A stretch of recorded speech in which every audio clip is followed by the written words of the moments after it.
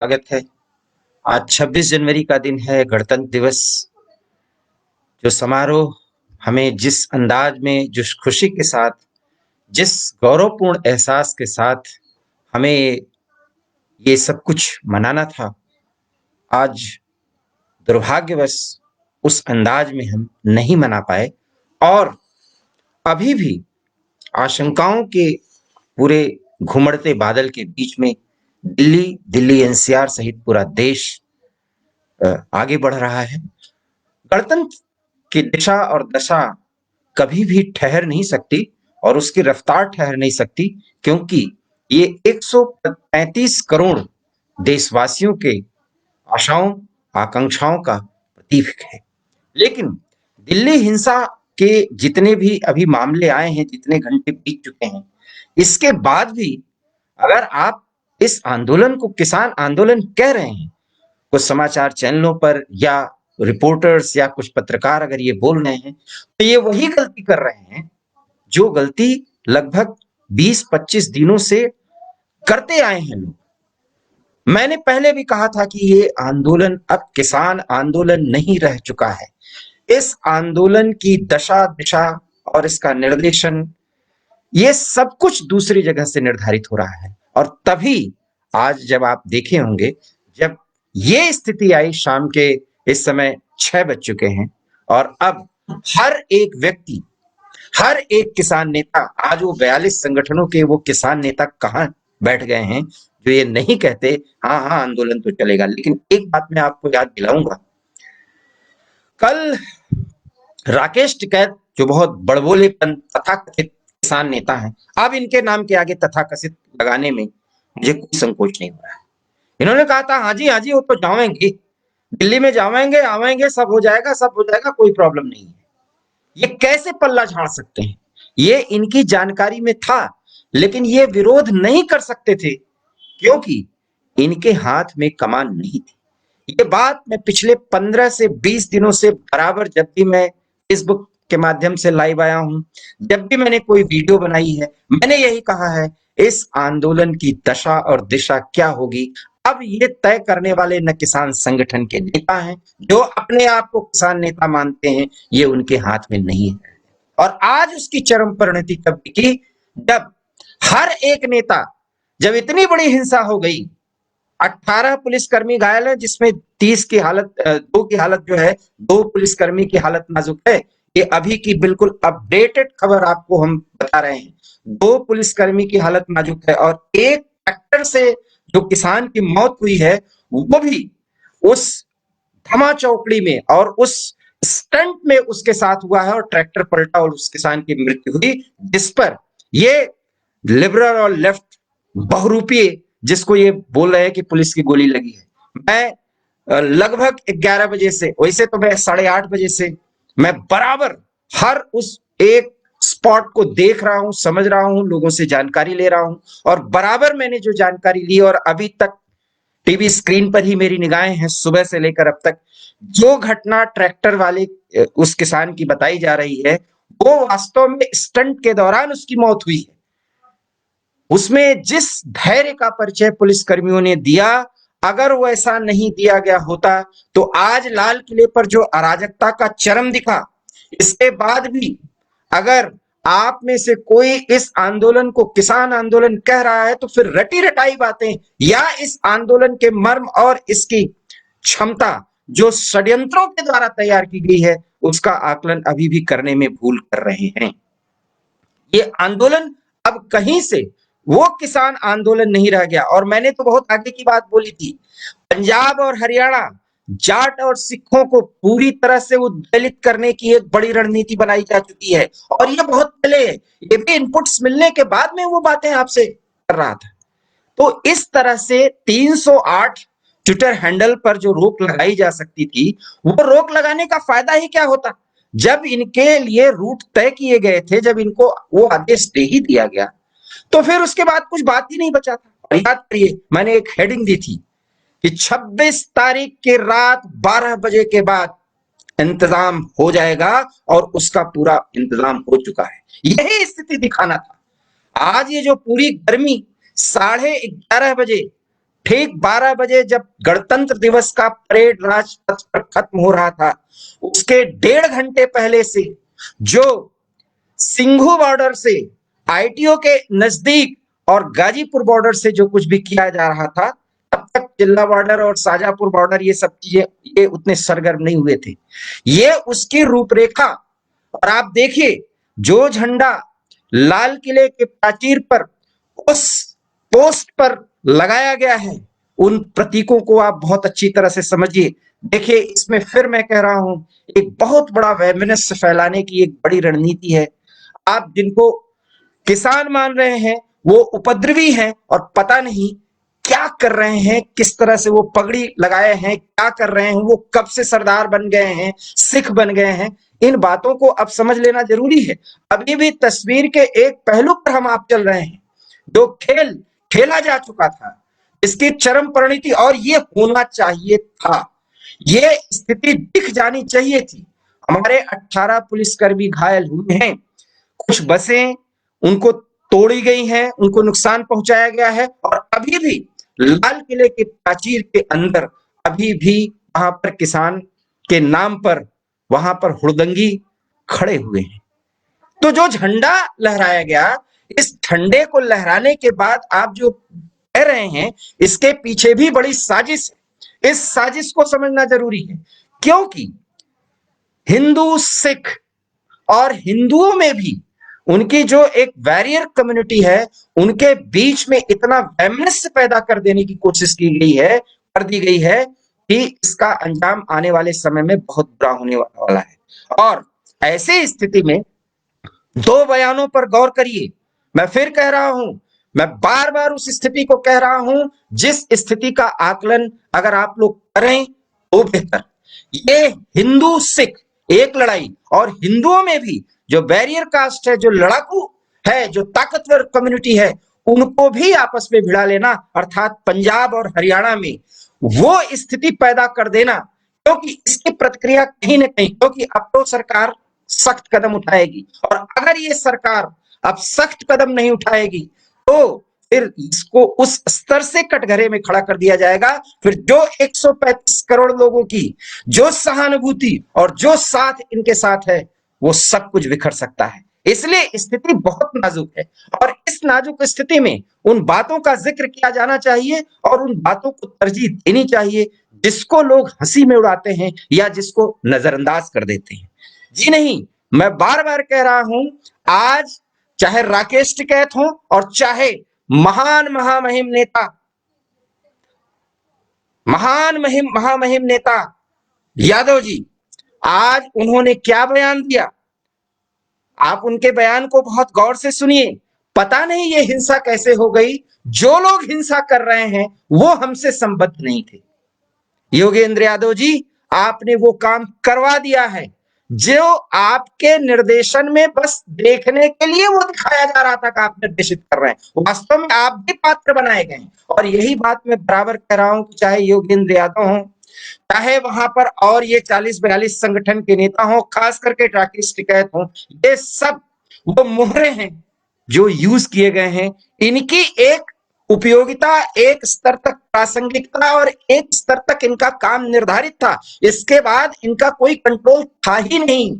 और लोग यही मानते रहे कि बाकायदा ये जिस आंदोलन से संबद्ध हैं, जितने वहां पे संगठन आए, उनके नेता इस आंदोलन को कंट्रोल कर रहे हैं। यही गलती, यही बार बार समझने की गलती शायद प्रशासन की तरफ से भी हुई है, ये जानते हुए कि वो सारे इनपुट्स जिनका जिक्र मैं कर रहा हूं, ये सरकार के पास पहुंच चुकी थी। लेकिन सरकार के पास भी ऑप्शन क्या था?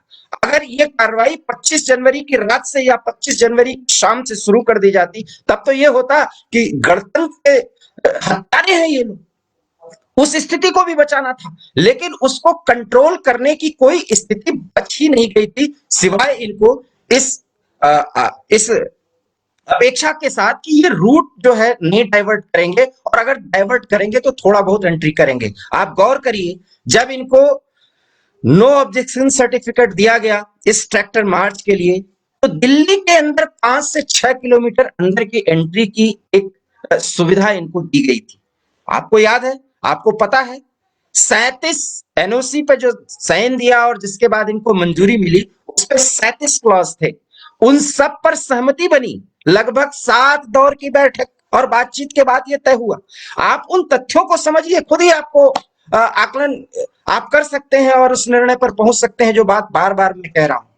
देखिए, ये आंदोलन तो जितना कुछ भी करवाया गया, दिल्ली पुलिस से जब तक बातचीत चल रही थी, इन किसान नेताओं का जो बयान आ रहा था, वो सिर्फ इनको एक निर्देश दिया गया था, इससे ज्यादा ये कर ही नहीं सकते थे। और अगर इस आंदोलन के वॉलंटियर्स पर, जो तथाकथित वॉलंटियर हैं, मैं अब इनको किसान नेता या किसान नहीं मान सकता, ये हुड़दंगी हैं, जिन्होंने 26 जनवरी के दिन लाल किले की प्राचीर पर पर्सनल तिरंगे के ऊपर एक बड़ा झंडा लहराया है, चाहे वो किसी धर्म से हो, देश स्वीकार नहीं कर सकता। और जिस अंदाज में, जितना उसको एक पैरों तले रोकते हुए जिस अंदाज में झंडा लगाने की कोशिश की गई है, वो वीडियो फुटेज में आप देख सकते हैं। तो लाल किले में अगर इनको जिस अंदाज में ये एंट्री कर रहे थे, अगर पुलिस रोकती और गोली चलानी पड़ती तो कितने लोग आज मारे जाते। एक भी व्यक्ति, एक भी हुड़दंगी इस पूरी कार्रवाई में घायल नहीं हुआ है। और सोशल मीडिया पर तमाम ये लिबरल गैंग के लोग अभी एक्टिवेट हो जाएंगे और लाठियों की वो बौछार दिखाएंगे, लेकिन इनको पता नहीं है, ये तो कैमरों पर देखा जा सकता है। हर एक चैनल पे तमाम 10 से 15 लोकेशंस पर जो है कैमरे लगे हुए थे, हर एक बॉर्डर एरिया में। तो एक एक चीज की इनकी कारस्तानी इनको पता है। दिल्ली में लाल किले पर जो हुआ, और क्यों अभी हुआ, क्या अभी हो रहा है, अभी भी लाल किले में हुड़दंगी मौजूद है।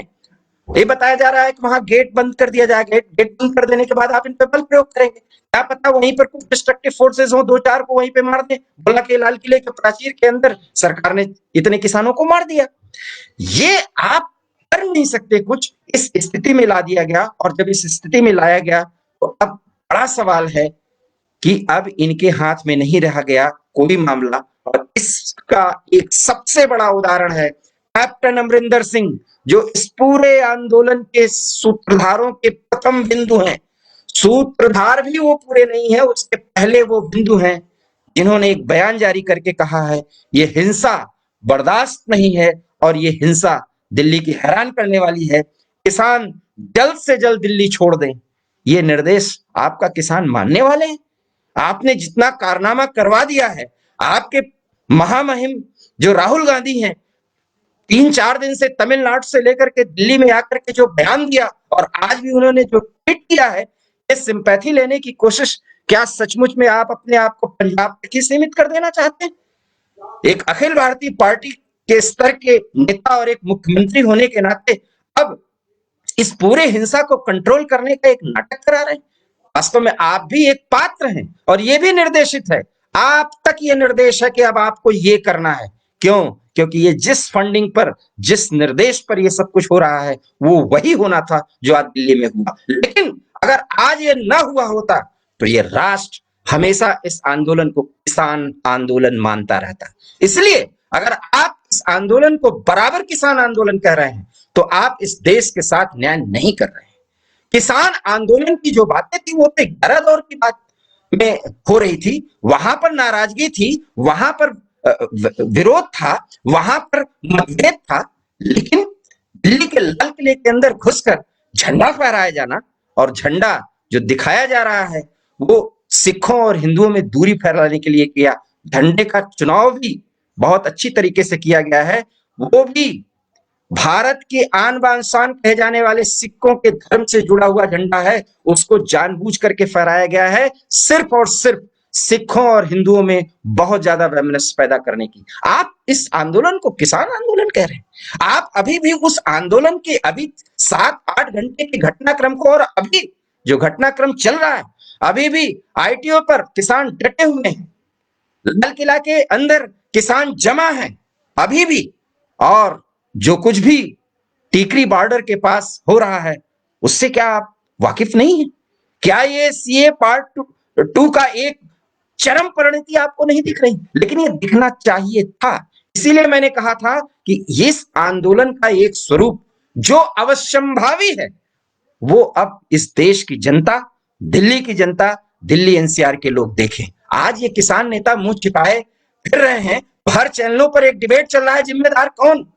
अरे जिम्मेदार ये नहीं है, ये जिम्मेदार नहीं, ये पात्र थे, और इनकी गिरफ्तारी नहीं हो, इस आंदोलन को अब समाप्त न कराया जाए तो सरकार की बहुत बड़ी नाकामी मानी जाएगी। और अगर अब देखिए, अब 1 फरवरी को ये संसद घेरने वाले थे, आज इन्होंने सब कुछ कर डाला, अब ये जो कुछ करेंगे, अब तो बात क्लैश पर आ चुकी है और क्लैश हो रहा है। और अभी आप कैसे समझते हैं, अभी रात की पूरी स्थिति बाकी है, और ये स्थिति जब दिल्ली में ये किसान, मैं आपको जानकारी दे रहा हूं कि जब वहां से भगदड़ हुई है तो ये विभिन्न कॉलोनियों के रूट से अंदर अंदर ये एंट्री किए हैं और कहां कहां गए हैं ये पता ही नहीं है किसी को।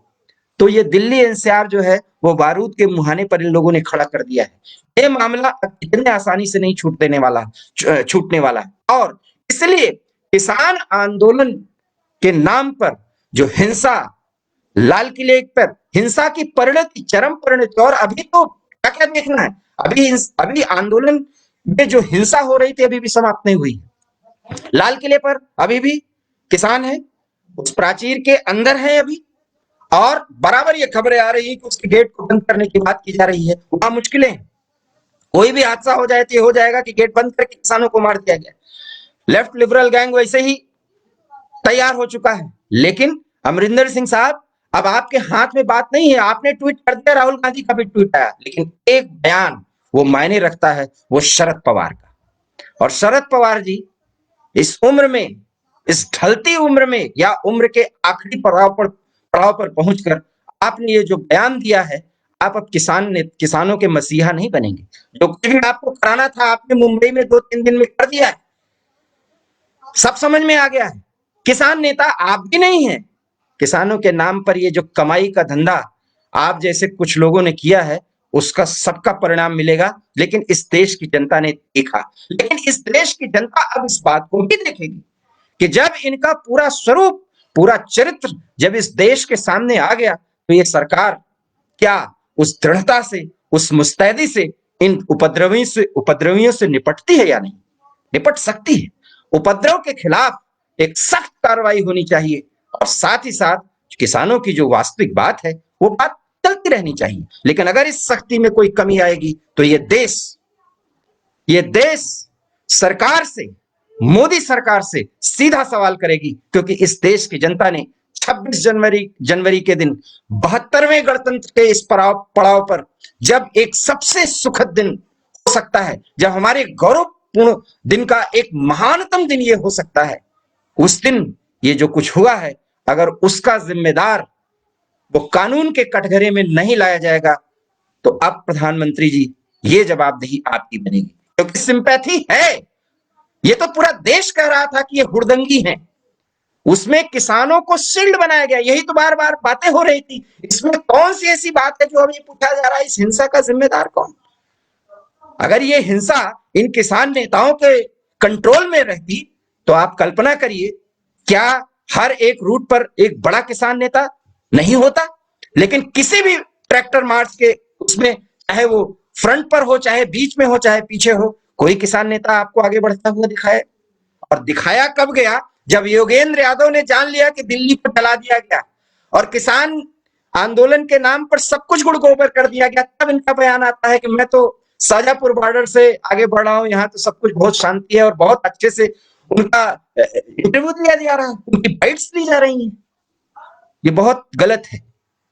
और ये जो तौर तरीका चल रहा है, इस तौर तरीके में बहुत गलत हो रहा है। और इस गलती का एहसास अगर ये हुड़दंगी नहीं करे, और ये करने वाले नहीं, क्योंकि इनका निर्देशन है, किराए पर हैं, और ये बाकायदा किसानों के नाम पर किसानों को बदनाम ही कर रहे हैं। अभी तो ये सिर्फ एक बात है, और पंजाब और हरियाणा को, आधे हरियाणा को बहुत लंबे समय तक जला देने की एक बड़ी साजिश का अंजाम आपको दिखने लगा है। और यही बात मैं बार बार कह रहा था, इसलिए मैं कह रहा हूं कि सिर्फ अभी गृह मंत्रालय की ताबड़तोड़ 3-4 बैठकों के बाद निर्णय लिया गया कि यहाँ पर 10 से 15 सीआरपीएफ की कंपनियां तैनात होंगी। जी नहीं, अब पूरे संसद सत्र तक आपको ये देखना है। और ये एकमात्र ये देश मांगता है कि किसान आंदोलन के नाम पर पूरी दिल्ली को सैबोटेज करने वाले इन लोगों को अब इनकी जगह से हटाया जाए, भगाया जाए, चाहे इसके लिए सरकार को जितनी